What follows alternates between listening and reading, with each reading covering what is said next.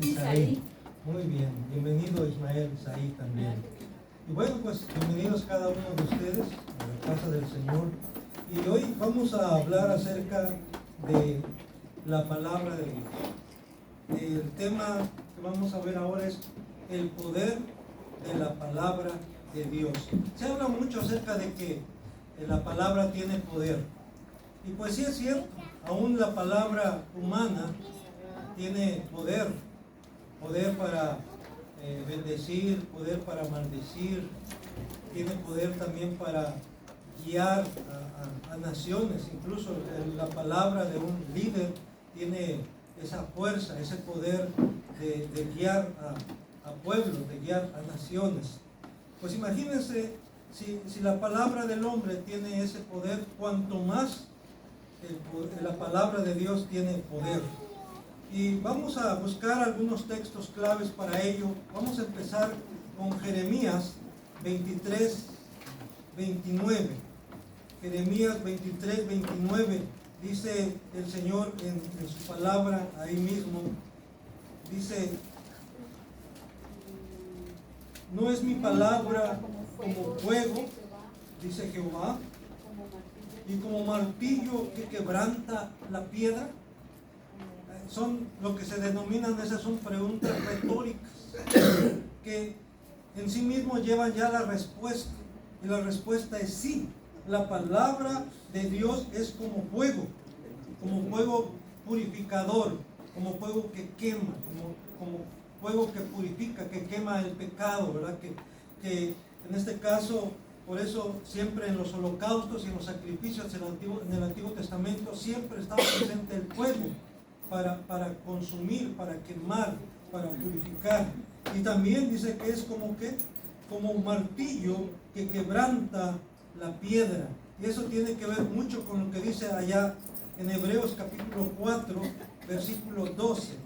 Hebreos 4, 12 dice: porque la palabra de Dios es viva y eficaz, y más cortante que toda espada de dos filos, y penetra hasta partir el alma y el espíritu, las coyunturas y los tuétanos, y discierne los pensamientos y las intenciones del corazón. Quebranta, la palabra de Dios quebranta. La palabra de Dios, dice aquí, hace que discierne también. Y veíamos ahí en el Salmo 19 que la palabra de Dios es perfecta, que convierte el alma, que el testimonio de Jehová es fiel, que hace sabio al sencillo, que el precepto de Jehová es puro, que alumbra los ojos. Todo eso es, y mucho más, la palabra de Dios. Para ello usted puede leer el Salmo 119, y todo el Salmo 119 habla acerca de la palabra de Dios, lo que es ella y también lo que produce ella. Definitivamente la palabra de Dios es preciosa, la palabra de Dios es única, nada hay comparable a la palabra del Señor, a la palabra de Dios. Hoy vamos a hablar de algunos aspectos de esa palabra de Dios que es poderosa. Vamos a hablar de que esa palabra de Dios tiene poder creador, que esa palabra de Dios tiene poder sustentador, que esa palabra de Dios también tiene poder destructor, que esa palabra de Dios tiene poder para sanar, que esa palabra de Dios tiene poder para restaurar, para vivificar, que esa palabra de Dios tiene poder para regenerar, para transformar, que esa palabra de Dios tiene poder para resucitar muertos, no solamente muertos físicos, sino sobre todo muertos espirituales. Y bien, dice en el Salmo 33, es que hoy vamos a hablar, siempre hemos utilizado un pasaje bíblico, lo que se le ha denominado un sermón expositivo. Hoy vamos a desarrollar lo que se le denomina un sermón temático. Y el tema es el poder de la palabra de Dios. Y vamos a ver ahí, en base al Salmo 33, el poder creador de la palabra de Dios. En el Salmo número 33, versículo 6 al 9. Dice así la palabra del Señor en el Salmo 33, versículo 6 al 9. Por la palabra de Jehová fueron hechos los cielos, y todo el ejército de ellos por el aliento de su boca. Él junta como montón las aguas del mar, y pone en depósitos los abismos. Tema Jehová toda la tierra, teman delante de él todos los habitantes del mundo, porque él dijo y fue hecho. Él mandó y existió. Porque él dijo y fue hecho. Él mandó y existió. Por la palabra de Jehová fueron hechos los cielos, la tierra y todo el ejército que hay en los cielos y también que hay en la tierra. Y basta ver allá en Génesis, en el capítulo 1, cómo bastó con la palabra de Dios. Por ejemplo, en Génesis 1:3 dijo, Dios sea la luz, y fue la luz. Y ahí en el versículo 9, también nada más voy a mencionar algunos textos de Génesis capítulo 1. En el versículo 6 dice, luego dijo Dios, haya expansión en medio de las aguas, y separe las aguas de las aguas. Otra vez ahí, dijo Dios. También en el versículo 9, dijo también Dios, júntense las aguas que están debajo de los cielos en un lugar, y descúbrase el cielo, y fue así. Y luego en el versículo 11, produjo pues la hierba, bueno, el versículo 14 más bien, dijo luego Dios, haya lumbreras en la expansión de los cielos, para separar el día de la noche, y sirvan de señales para las estaciones, para días y años. Y en el versículo 20 dice, dijo Dios, produzcan las aguas seres vivientes y aves que vuelen sobre la tierra en la abierta expansión de los cielos. Y el 26, entonces dijo Dios, hagamos al hombre a nuestra imagen, conforme a nuestra semejanza, y señoree en los peces del mar, en las aves de los cielos, en las bestias, en toda la tierra y en todo animal que se arrastra sobre la tierra. Y creó Dios al hombre a su imagen, a imagen de Dios lo creó, varón y hembra los creó. Pero ahí encontramos una y otra vez que dice, y dijo Dios, el poder creador de la palabra de Dios, trayendo a la existencia lo que no existía. El hombre también es creador, pero el hombre utiliza ya los elementos creados por Dios. Y por eso se puede decir que el hombre es creador, es creativo, y de esa manera refleja también la imagen de Dios en su vida. Hemos sido creados conforme a la imagen de Dios. Somos portadores de la imagen de Dios. Dios compartió con nosotros ciertos atributos, no todos como veíamos hoy en la escuela dominical, porque hay atributos incomunicables que pertenecen solamente a Dios, pero hay otros atributos que Él nos comunicó, que Él nos compartió, y tenemos que manifestar esos atributos como el amor, la misericordia, la compasión, el perdón, por ejemplo. Ser misericordiosos, ser perdonadores. También vemos aquí cómo de alguna manera Dios capacitó al hombre para crear. El hombre puede crear, tiene una mente creativa. Y también nos sorprendemos de ver lo que el hombre es capaz de hacer. ¿Por qué? Porque Dios le da esa capacidad. Solamente el hombre tiene esa capacidad, porque ha sido hecho o hemos sido hechos conformes a la imagen de Dios. La palabra de Dios también tiene un poder sustentador. Dice Nehemías 9:6, es un pasaje que incluso hemos cantado, este texto de Nehemías 9:6, que dice, tú solo eres Jehová, tú hiciste los cielos de los cielos con todo su ejército, los mares y todo lo que hay en ellos. Dios ha creado todo. Dice, tú solo eres Jehová, tú hiciste los cielos y los cielos de los cielos. Aquí, entre paréntesis, cuando habla de los cielos, está hablando de lo que podemos ver a simple vista. El cielo azul, las nubes, lo que rodea la tierra, la atmósfera, la estratosfera y todo ello, los cielos.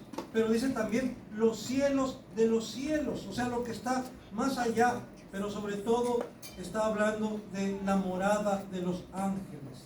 de la morada de Dios mismo. Recuerden que Pablo decía que conocía a alguien que había sido trasladado hasta el tercer cielo. ¿Por qué? Porque la idea es que el primer cielo es lo que se ve aquí a simple vista. Segundo cielo, diríamos, las estrellas, el sol. Y el tercer cielo, la morada de Dios mismo. Y Dios creó los cielos de los cielos con todo su ejército, con todos los ángeles, arcángeles, querubines, serafines y todos los demás seres espirituales que Dios ha creado. Él los creó. No existían antes. El único que ha existido siempre ha sido Dios. Él ha existido siempre desde la eternidad. Nada más existía más que Él. Y Él es quien ha creado la materia. Él es el que ha creado el tiempo, el espacio. Y todo, de alguna manera, nosotros nos desenvolvemos en estos dos elementos, en tiempo y espacio. Pues Dios es el creador del tiempo y del espacio. Pero antes de que existiera el tiempo y el espacio, Dios ya existía. Por eso dice, tú creaste los cielos de los cielos con todo su ejército, la tierra y todo lo que está en ella, los mares y todo lo que hay en ellos. Y tú vivificas todas estas cosas, y los ejércitos de los cielos te adoran. Tú sostienes todas estas cosas. Dios ha fijado leyes al universo. Dios ha fijado leyes a las galaxias. Dios ha fijado leyes a los sistemas solares. Dios ha fijado leyes a los planetas. Dios ha fijado leyes naturales. El hombre ha descubierto estas leyes, pero Dios las ha creado. Por ahí había un comercial que decía que el hombre creó el tiempo y que una marca de reloj lo perfecciona. Pero no es cierto. Es Dios quien creó el tiempo. El hombre solamente ha inventado instrumentos para medir el tiempo, pero nada más. El hombre no puede crear tiempo. Es más, hasta ahora no ha podido alterar el tiempo. Está buscando cómo alterar el tiempo. Ahí hicieron un colisionador gigante, ¿verdad? Para ver si pueden lograr eso. Hasta ahorita no lo han logrado. Dios es el creador del tiempo. El hombre solamente crea instrumentos para medir el tiempo. Y sabemos que aún dentro de este tiempo hay un tiempo especial de Dios para cada cosa. Dice en Eclesiastés capítulo 3, todo tiene su tiempo. Todo tiene su tiempo. Nosotros no lo sabemos, pero Dios sí lo sabe. Dios ha determinado un tiempo para todo. Y ahora sí, como dicen por ahí, la clave está en que podamos nosotros encontrar o descubrir cuáles son esos tiempos, los tiempos de Dios. Cuando nuestra vida se sintoniza en base a los tiempos de Dios, todo cambia, todo se transforma. ¿Por qué?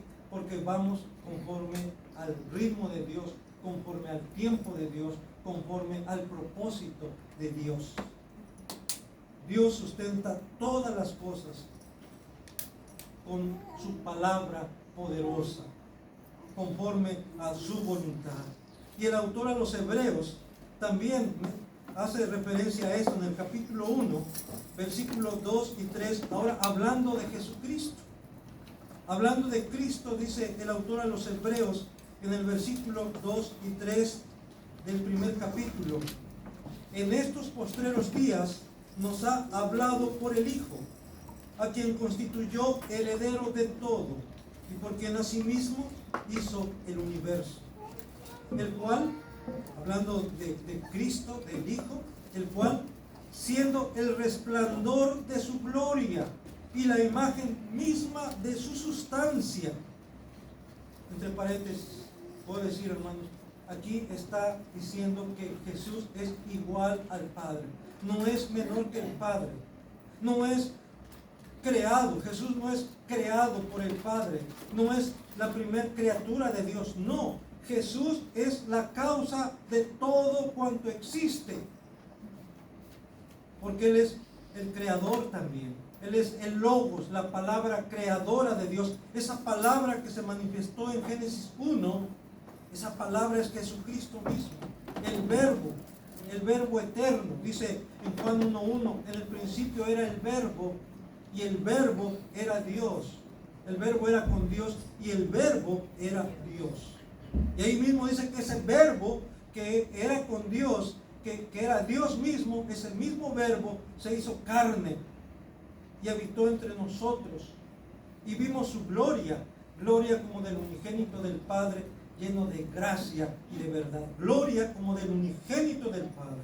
Y aquí está diciendo en Hebreos capítulo 1, que en él habita, dice, el cual siendo el resplandor de su gloria y la imagen misma de su sustancia, no similar, no parecida, sino la imagen misma de su sustancia, de la sustancia del Padre, y quien sustenta todas las cosas con la palabra de su poder.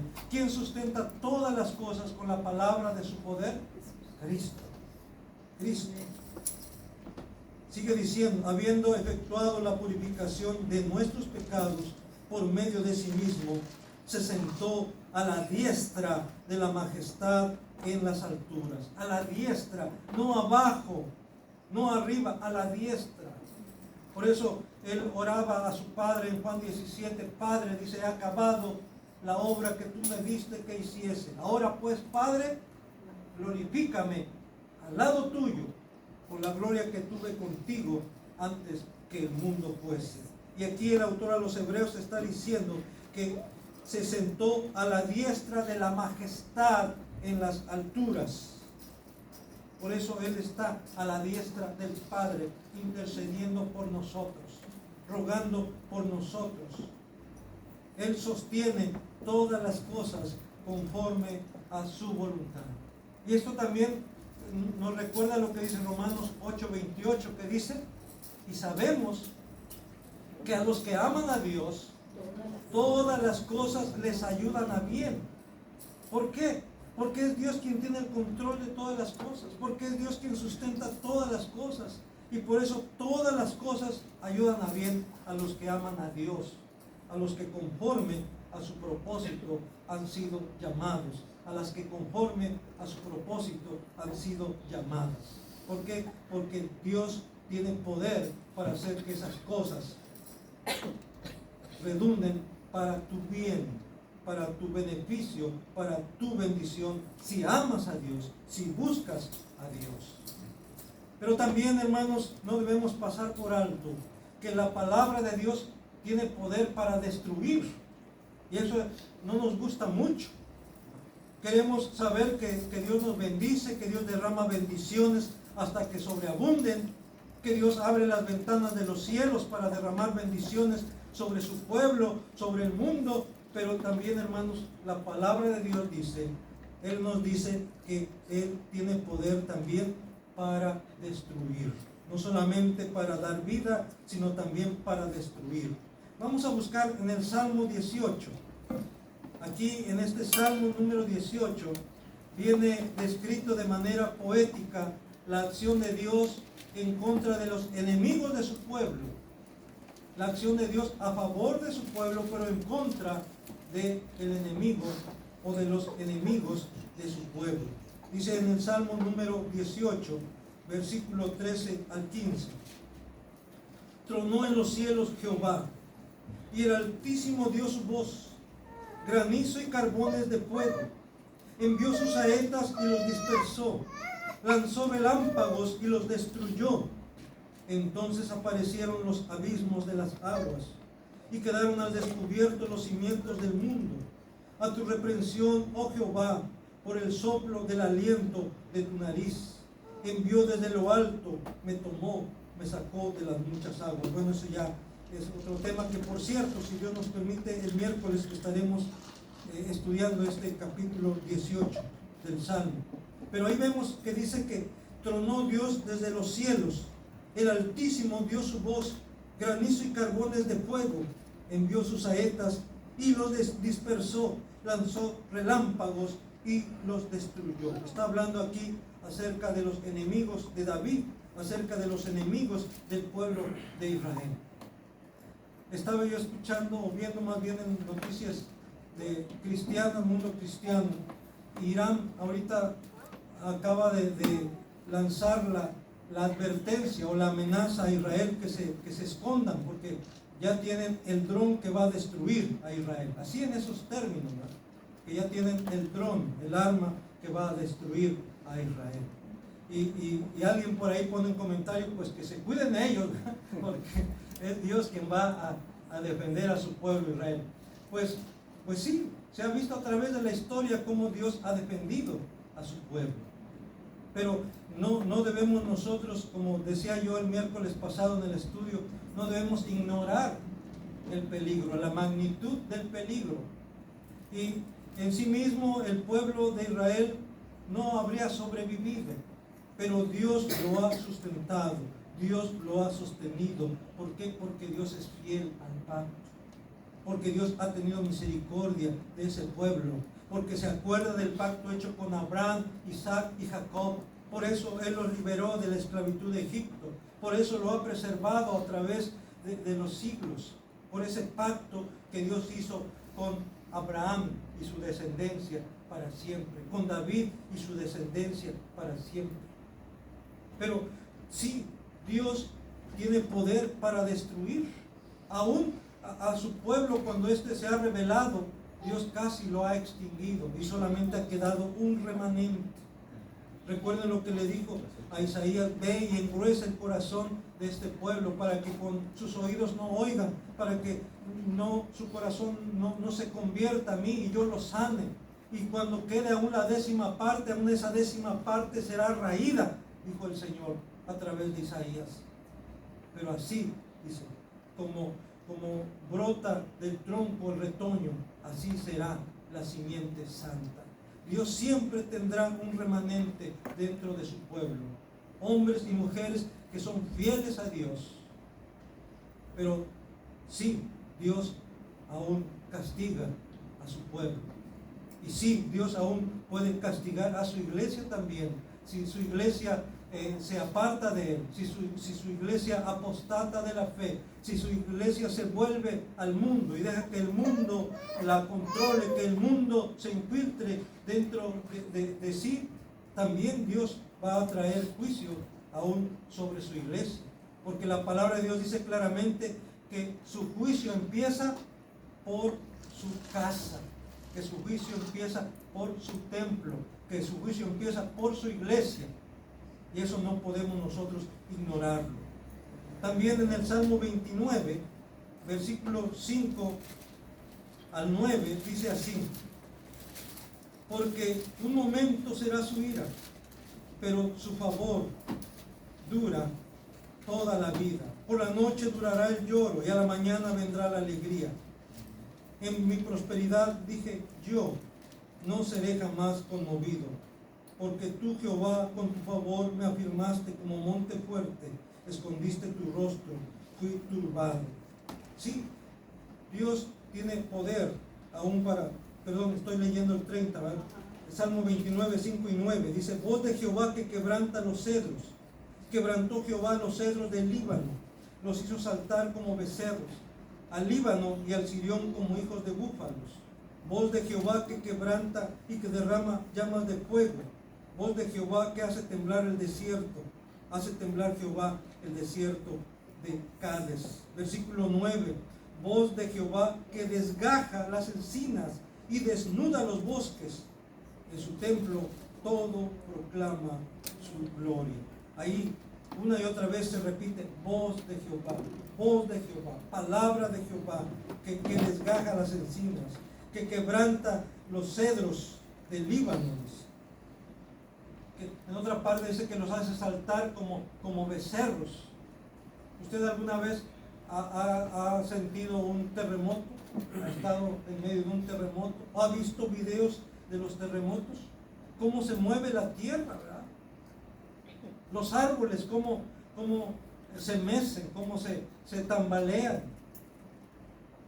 Ese ruido que se escucha antes de que empiece a moverse la tierra. A mí me ha tocado estar por lo menos en 2 ocasiones, en 2 temblores o terremotos fuertes. Pero esa sensación de de que tan frágil que es el terreno, la tierra, los edificios. Bueno, eso habla acerca del poder de Dios. En este caso, David nos describe lo que él ve. Dice cómo los montes son quebrantados, los cedros son desgajados, los hizo saltar como becerros a los montes, dice, al Líbano y al Sirión, como si fueran hijos de búfalos. Ese es el poder de Dios, poder destructor. Y ese poder también se manifiesta ya en Apocalipsis, capítulo 19, hablando acerca de Cristo. En el capítulo 19 de Apocalipsis, del versículo 11 al 21, nos presenta una visión del Cristo vencedor. Vencedor sobre sus enemigos, vencedor sobre el pecado, sobre la muerte, sobre los impíos, sobre la bestia, sobre el anticristo, sobre Satanás mismo. Y lo representa, dice ahí el versículo 11, entonces vi el cielo abierto, y aquí un caballo blanco, y el que lo montaba se llamaba Fiel y Verdadero, y con justicia juzga y pelea. Aquí no hay duda, hermanos, que está describiendo a Jesús, porque Él es el fiel, Él es el verdadero, Él es el justo. Y sus ojos eran como llama de fuego, y había en su cabeza muchas diademas, y tenía un nombre escrito que ninguno conocía sino Él mismo. Estaba vestido de una ropa teñida en sangre, y su nombre es el Verbo de Dios. Y su nombre es el Verbo de Dios. ¿Quién es el Verbo de Dios? Cristo, el unigénito Hijo de Dios. Y sigue diciendo, y los ejércitos celestiales vestidos de lino finísimo, blanco y limpio, le seguían en caballos blancos. De su boca sale una espada aguda para herir con ella a las naciones, y él la regirá con vara de hierro, y él pisa el lagar del vino del furor y de la ira del Dios Todopoderoso. Aquí, hermanos, su palabra de autoridad, su palabra de juicio de nuestro Señor Jesucristo está representado con una espada de dos filos. Así es la palabra de Dios. Por eso también cuando Pablo escribe a los Efesios en el capítulo 6, dice que debemos vestirnos de la armadura de Dios. Y ahí dice, y deben también de vestir, de portar, de tener la espada del Espíritu, que es, ¿qué? La palabra de Dios. La palabra de Dios es como una espada, como ya leímos ahí en Hebreos, que penetra hasta partir el alma, los tuétanos, las coyunturas, y discierne los pensamientos y las intenciones del corazón. Y aquí vemos a Jesús. Dice que de su boca sale una espada aguda para herir con ella a las naciones, y él la regirá con vara de hierro. Y él pisa el lagar del vino del furor y de la ira del Dios Todopoderoso. Y en su vestidura y en su muslo tiene escrito este nombre: Rey de Reyes y Señor de Señores. ¿Quién es el Rey de Reyes y Señor de Señores? Cristo. Cristo es el Rey de Reyes y Señor de Señores. Él es el Verbo de Dios. Él es el justo, el verdadero, el fiel. Pero Él tiene poder, así como manifestó su poder y tiene poder para dar vida, también tiene poder para quitarlo. Tiene poder para hacer juicio. Él mismo lo dijo. El Padre le ha dado esa autoridad para hacer juicio. Y ante Él compareceremos todos. Es necesario que todos comparezcamos ante el tribunal de Cristo, dice el apóstol Pablo. También Jesús manifestó ese poder sanador de su palabra. Ahora vamos a ir al Evangelio de Lucas, capítulo 7. Evangelio de Lucas, capítulo 7, versículo 1 al 10.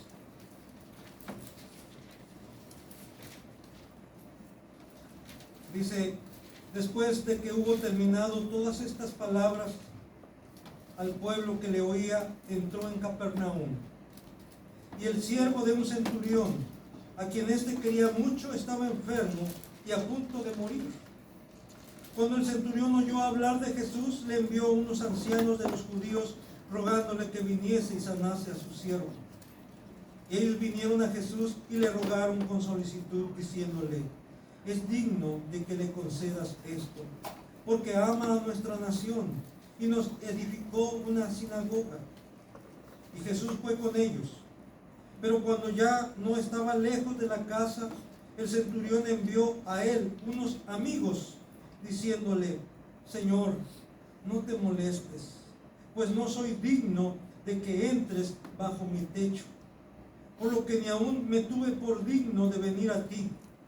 Pero di la palabra y mi siervo será sano. Porque también yo soy hombre puesto bajo autoridad y tengo soldados bajo mis órdenes. Y digo a este, ven y va, y al otro, ven y viene, y a mi siervo, haz esto y lo hace. Al oír esto, Jesús se maravilló de él y volviéndose dijo a la gente que le seguía, os digo que ni aún en Israel he hallado tanta fe. Y al regresar a casa, los que habían sido enviados hallaron sano al siervo que había estado enfermo. Ahí vemos que este hombre, dice ahí que era siervo de un centurión. Dice que le dijo a Jesús, solo di la palabra y mi siervo será sano. Él confiaba en el poder de la palabra de Jesús para sanar. Hermano, y este era un gentil. Ahora nosotros que tenemos la palabra del Señor, que tenemos el Espíritu de Dios morando en nosotros, con mayor razón debemos confiar en el poder de la palabra de Dios, en el poder de la palabra de Cristo para sanar, para salvar. Porque Jesucristo es el mismo ayer, hoy y por los siglos. Y esa misma palabra poderosa que Él pronunció en esa ocasión para sanar a ese siervo de este oficial del rey, esa misma palabra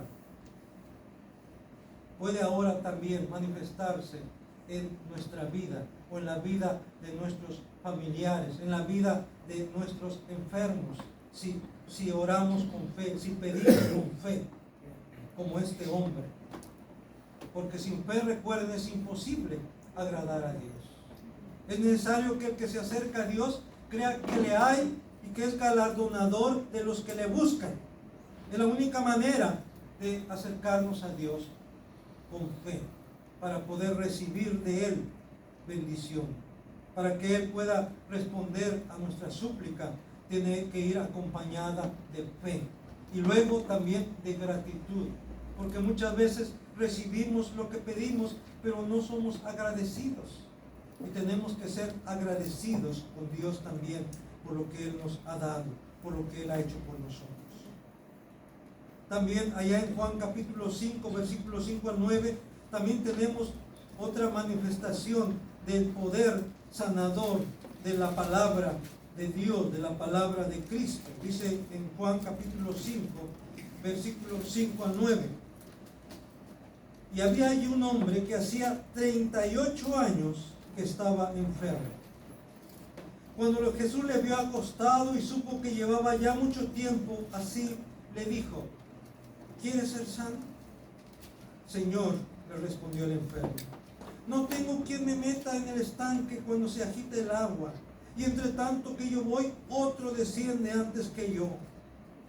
Jesús le dijo, levántate, toma tu lecho y anda. Y al instante aquel hombre fue sanado y tomó su lecho y anduvo, y era día de reposo aquel día. Jesús le dijo, Jesús pronunció esa palabra, levántate, toma tu lecho y vete a tu casa. ¿Y qué sucedió, hermanos? Aquel hombre se levantó, tomó su lecho y se fue a su casa, obedeció a Jesús. también manifiesta fe este hombre. Porque si no, se hubiera quedado ahí dudando de la palabra de Jesús. Y ahí se hubiese quedado. Pero él creyó y obedeció. Y aquí es algo bien importante, hermanos. La fe y la obediencia van juntas. No pueden estar separadas. Si tú dices que crees y no obedeces, en verdad no has creído. Pero si crees y obedeces, entonces vas a ver la gloria de Dios en tu vida. Como Jesús le dijo a Marta, no te he dicho que si crees, verás la gloria de Dios. Entonces, ¿qué es lo que tenemos que hacer para ver la gloria de Dios? Creer. Tenemos que creer. Tenemos que obedecer. También, hermanos, la palabra de Dios es una palabra que tiene poder para restaurar. Y cuando hablamos de restaurar, estamos hablando de algo que ha sido destruido, que ha sido destrozado previamente. Pero que Dios tiene ese poder para reconstruir, para que vuelva a existir. Vamos a buscar en el Salmo 80, versículos 3, 7 y 19. Es una súplica en este Salmo 80. En el versículo 3 dice: oh Dios, restáuranos, haz resplandecer tu rostro y seremos salvos. Y el versículo 7: oh Dios de los ejércitos, restáuranos, haz resplandecer tu rostro y seremos salvos. Y luego en el versículo 19: oh Jehová, Dios de los ejércitos, restáuranos, haz resplandecer tu rostro y seremos salvos. Aquí vemos que es un clamor constante de parte de Asaf. En este caso no es David, es Asaf. Y está pidiéndole a Dios que restaure no solamente a él, no solamente a su familia, sino a toda la nación, a todo el pueblo de Israel. Oh Dios, oh Jehová, Dios de los ejércitos, restáuranos. Haz resplandecer tu rostro y seremos salvos. Asaf sabía que el único que podía restaurar a Israel, que el único que podía salvar a Israel era Dios mismo. No era su ejército, no eran sus soldados, no eran su caballería, no eran sus carros de guerra, no, era Dios el único que podía salvarles, el único que podía restaurarles. Y hermanos, el pasaje que ponen de manifiesto esto de una manera clara es Ezequiel capítulo 37. Les invito a que busquen en sus Biblias el libro del profeta Ezequiel capítulo 37. Y dice ahí en el versículo 11 que esos huesos secos que Dios le muestra en visión a Ezequiel representan al pueblo de Israel. Dice el versículo 11: me dijo luego: hijo de hombre, todos estos huesos secos son la casa de Israel. Y aquí dicen: nuestros huesos se secaron y pereció nuestra esperanza y somos del todo destruidos. Israel ya no tenía esperanza alguna, había perdido la esperanza, había perdido la confianza en Dios. Estaban muertos espiritualmente, muertos en sus delitos y pecados, como dice en Efesios capítulo 2. Y dice el versículo 1 de Ezequiel 37: la mano de Jehová vino sobre mí y me llevó en el espíritu de Jehová y me puso en medio de un valle que estaba lleno de huesos y me hizo pasar cerca de ellos por todo en derredor. Y aquí que eran muchísimos sobre la faz del campo, y por cierto, secos en gran manera.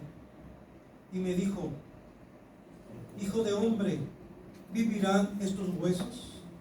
Y dije: Señor Jehová, tú lo sabes. Me dijo entonces: profetiza sobre estos huesos y diles: huesos secos, oíd palabra de Jehová.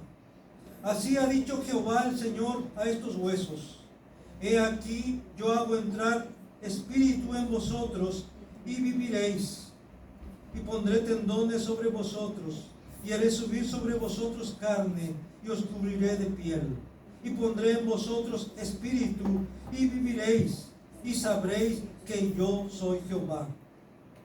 Profeticé pues como me fue mandado, y hubo gran ruido mientras yo profetizaba, y aquí un temblor, y los huesos se juntaron cada hueso con su hueso, y miré, y aquí tendones sobre ellos, y la carne subió, y la piel cubrió por encima de ellos, pero no había en ellos espíritu.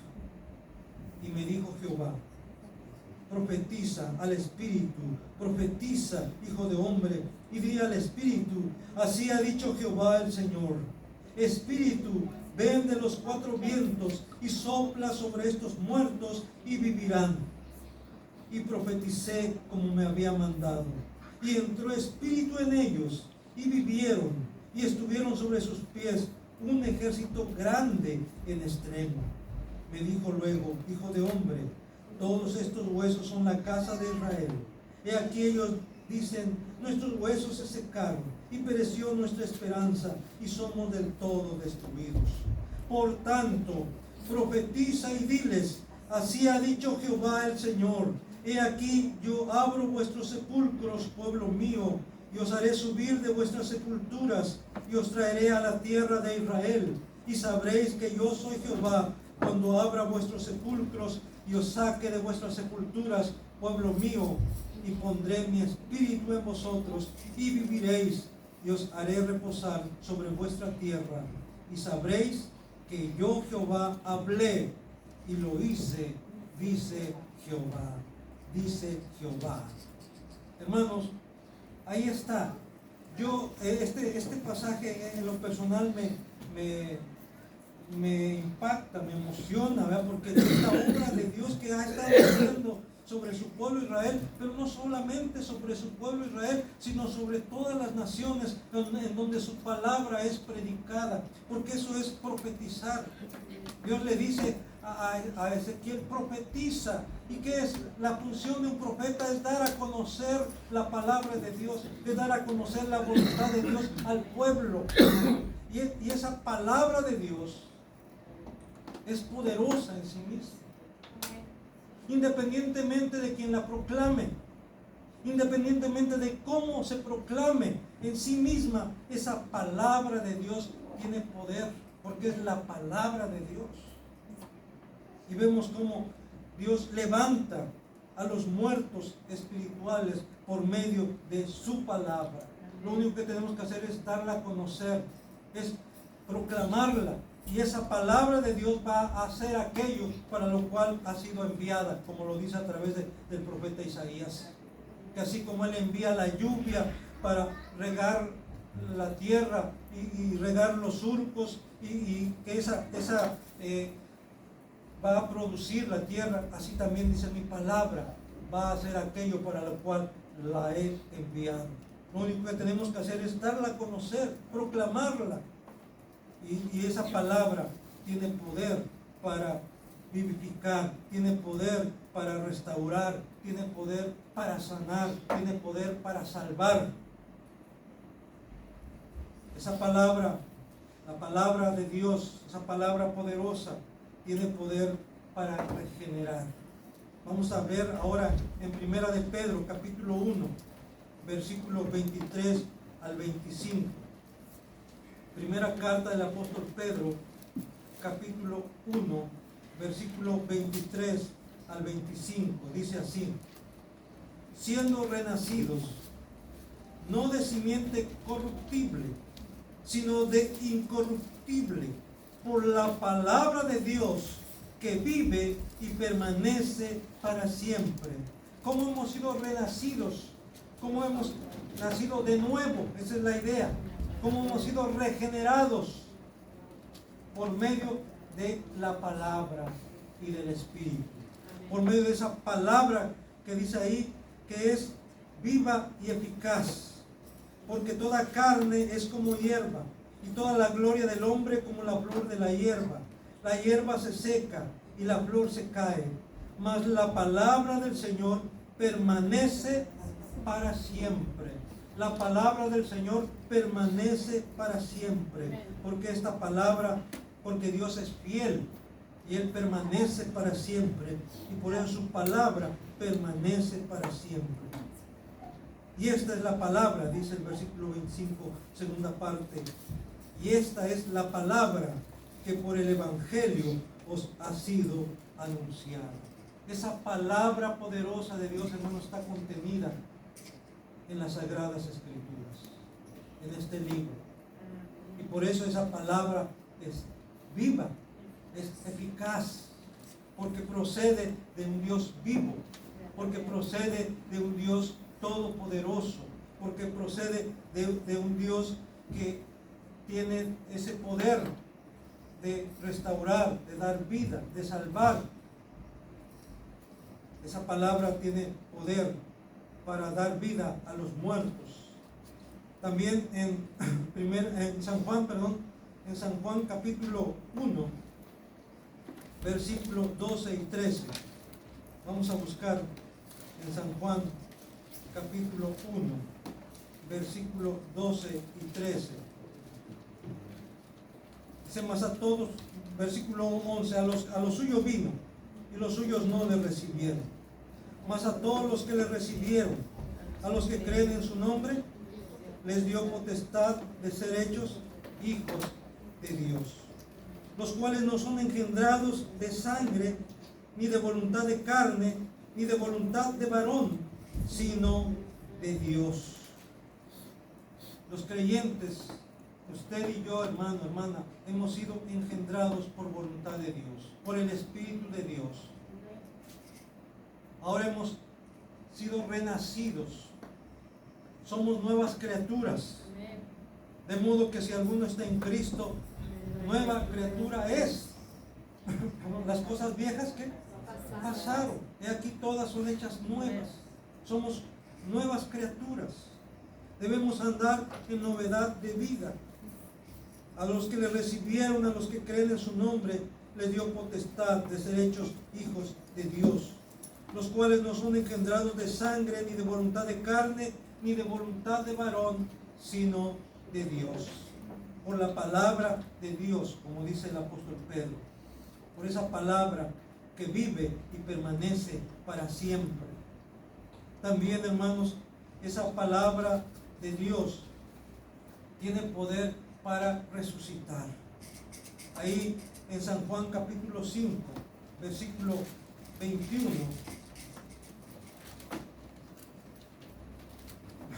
San Juan capítulo 5, versículo 21, y luego voy a leer del versículo 24 al 29. Dice San Juan 5, versículo 21, porque como el Padre levanta a los muertos y les da vida, así también el Hijo a los que quiere da vida.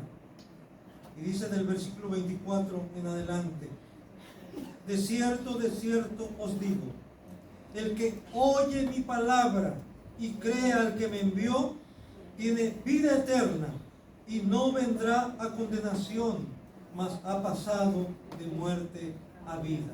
El que oye mi palabra, dice el Señor, y cree al que me envió, tiene vida eterna y no vendrá a condenación, mas ha pasado de muerte a vida. Versículo 25: de cierto os digo, viene la hora, y ahora es, cuando los muertos oirán la voz del Hijo de Dios, y los que la oyeren vivirán. Ahí está hablando, hermanos, acerca de los que están muertos espiritualmente y que oyen esa palabra de vida, que oyen el Evangelio, que oyen la predicación, la exposición de las Sagradas Escrituras y la oyen y creen. ¿Y qué dice? Y tienen vida, vivirán y viven, porque como el Padre tiene vida en sí mismo, así también ha dado al Hijo el tener vida en sí mismo. Y también le dio autoridad de hacer juicio por cuanto es el Hijo del Hombre. Y luego dice el versículo 28: no os maravilléis de esto, porque vendrá hora cuando todos los que están en los sepulcros oirán su voz Otra vez, su voz. Los que están en los sepulcros oirán su voz, y los que hicieron lo bueno saldrán a resurrección de vida, mas los que hicieron lo malo a resurrección de condenación. Al fin de los tiempos, hermanos, cuando el Señor venga, Él con voz de mando, con voz de arcángel, con trompeta de Dios, dejará oír su voz, y los muertos que están en los sepulcros serán levantados. Unos para vida eterna y otros ¿qué? Para condenación eterna. Porque Él tiene esa autoridad, porque el Padre le ha dado esa facultad, esa autoridad de hacer juicio, pero no solamente de hacer juicio, sino de llevar a cabo ese juicio, de llevar a cabo ese veredicto. Por eso dice aquí que los muertos saldrán de sus sepulcros, unos para vida eterna y otros para condenación eterna. Es tal el poder de la palabra de Cristo, que es equiparado, que es igual al poder de la palabra del Padre. Porque Dios, el Padre, le ha dado esa autoridad, esa facultad, porque Él es el Hijo suyo, porque Él es el Hijo del hombre, porque Él es el Rey de reyes y Señor de señores. Él tiene esa autoridad para hacer juicios. Y esto lo demostró, hermanos. No solamente fueron palabras, sino Él lo demostró con acciones, con hechos, de manera concreta, allá en San Juan capítulo 11. Es un pasaje muy conocido cuando Jesús declara que Él es la resurrección y la vida. Pero voy a leer nada más del versículo 43 al 44 de Juan 11. Ahí tenemos cómo muere Lázaro, le avisan cuando está enfermo a Jesús y Él se queda a propósito y sube después cuando ya ha muerto, cuando le avisan que ya ha muerto. Él sabe que ya ha muerto también, y sus hermanas salen a encontrarlo. Usted conoce esta historia y si no puede leerla ahí en Juan capítulo 11. Como les dije, nada más voy a leer del versículo 43 y 44. Dice: y habiendo dicho esto, clamó a gran voz: Lázaro, ven fuera. Y el que había muerto salió, atadas las manos y los pies con vendas y el rostro envuelto en un sudario. Jesús les dijo: desatadlo y dejadlo ir. Esa palabra de Jesús que pronunció ahí ante el sepulcro de Lázaro no pudo ser desobedecida por la muerte del sepulcro. De tal manera, dice que cuando Dios le ordena a Lázaro, cuando Jesús le ordena a Lázaro: Lázaro, ven fuera, ¿qué hace? Lázaro sale. Porque es una voz poderosa que trasciende hasta los infiernos mismos, hasta los lugares más profundos de la tierra. Sí, el Señor Jesús tiene autoridad aún en el infierno. No es que Lázaro haya estado en el infierno.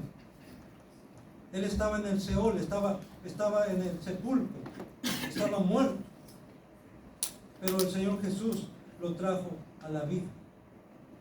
Y Él tiene autoridad, su palabra poderosa, tiene autoridad en el cielo, en la tierra y aún debajo de la tierra. No hay lugar en todo el universo, en toda la creación, en donde la palabra de Cristo no tenga autoridad. Los mismos demonios se le sujetan. Satanás mismo se le sujeta. Tiene que rendirse ante Él. Tiene que postrarse ante Él. Porque su majestad, su poder, su gloria es irresistible. Nadie le puede resistir. Por eso también a su palabra nadie la puede resistir. Quiero terminar leyendo, hermanos, Hebreos 4:12 en la versión de la Nueva Traducción Viviente. Dice: Hebreos 4:12 en la Nueva Traducción Viviente. Pues la palabra de Dios es viva y poderosa, es más cortante que cualquier espada de dos filos, penetra entre el alma y el espíritu, entre las articulaciones y la médula del hueso, deja al descubierto nuestros pensamientos y deseos más íntimos.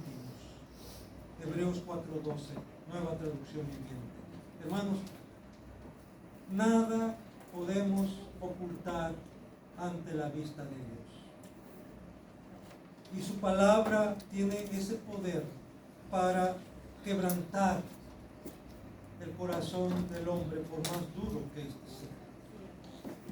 Por eso yo quiero decirles que no se desanimen cuando sus hijos, sus hijas, sus hermanos, sus parientes más cercanos, sus amigos más cercanos no quieren nada con Dios. Y usted les habla y se niegan totalmente. Quiero decirles que lo que tenemos que hacer es llevarles a Dios en oración. Presentarlo delante de Dios en oración para que Él sea, por medio de su palabra, no tu palabra, no mi palabra, sino la palabra de Dios mismo. Dios mismo llegando a su vida, llegando a sus corazones, abriendo sus oídos para que oigan esa palabra, quebrantando sus corazones, quitando ese corazón de piedra que tienen y poniéndoles un corazón de carne para que ellos puedan creer en la palabra de Dios y puedan tener vida y vida eterna. Porque de otra manera no hay esperanza de salvación. No hay otra manera de ser salvos. Recuerden, no es a través de buenas obras, no es a través de practicar una religión, no es siendo una buena persona. No. Dice la Biblia que aún las mejores justicias, las mejores buenas obras que el hombre pueda hacer delante de Dios son como trapos de inmundicia. Porque las únicas obras que agradan a Dios son aquellas que se hacen por fe, en amor a Cristo. Y la única manera de estar en Cristo es creyéndole a Cristo. En unos momentos más vamos a participar de la cena del Señor, de la mesa del Señor. Y ahí vamos a ver qué importante, qué necesario, qué indispensable es creer. No solamente creer en Dios, sino creerle a Dios. No solamente creer en Cristo, sino creerle a Cristo. Y creerle a Cristo implica obedecerle, seguirle. Y el seguirle, hermanos, no es a medias, como ya lo hemos dicho. Es seguirle de manera completa, de manera plena. Así es que Dios nos ayude, hermanos, para que podamos oír esa palabra y obedecerla. Creer esa palabra y obedecerla. Porque es la palabra de Dios. Y un día Jesús mismo dice, un día vamos a ser juzgados conforme a su palabra. Dice, yo no les juzgo, porque yo no he venido a juzgar al mundo, sino para que el mundo sea salvo. Pero a quien me juzgue, mi palabra, dice, mi palabra. Vamos a ser juzgados, el hombre va a ser juzgado conforme a la palabra de Dios. No conforme a tus buenas o malas obras, sino conforme a la palabra de Dios. Si creíste a la palabra, si obedeciste a la palabra, eso será lo que va a definir nuestra morada eterna. Vamos a pasar ahora a lo que sería la celebración de la Cena del Señor. Voy a pedirle a mis hermanos, mi hermano Raúl, a mi hermano Max, que por favor pasen para ayudarme en la distribución de los elementos.